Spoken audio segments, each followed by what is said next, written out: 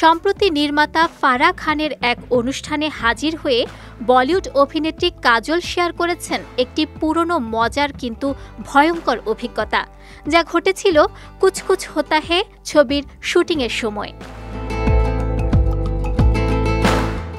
তিনি জানান, সিনেমাটির শুটিং চলাকালে সাইকেল চালাতে গিয়ে পড়ে গিয়ে মাথায় আঘাত পান এবং কিছু সময়ের জন্য স্মৃতিশক্তি হারিয়ে ফেলেন তিনি।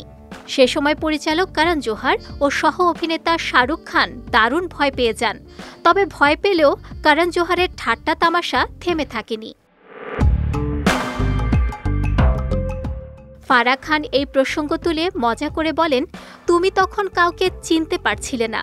আমার মনে হয়েছিল তুমি আসলে করণকে ভুলে যাওয়ার জন্য ইচ্ছে করেই এমন করছিলে।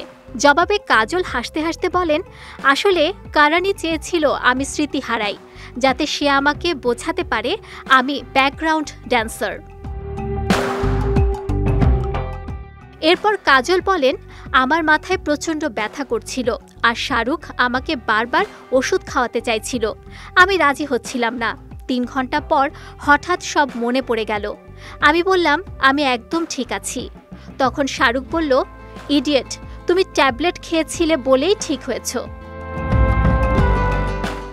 বর্তমানে কাজল ব্যস্ত রয়েছেন তার নতুন মুক্তিপ্রাপ্ত সিনেমা মা নিয়ে। বিশাল ফুরিয়া পরিচালিত এই ভৌতিক সিনেমায় তিনি এক কিশোরীর মায়ের ভূমিকায় অভিনয় করেছেন, যিনি নিজের সন্তানকে অশুভ শক্তির হাত থেকে রক্ষা করতে লড়াই করেন। সিনেমাটির প্রযোজক তার স্বামী অজয় দেবগান।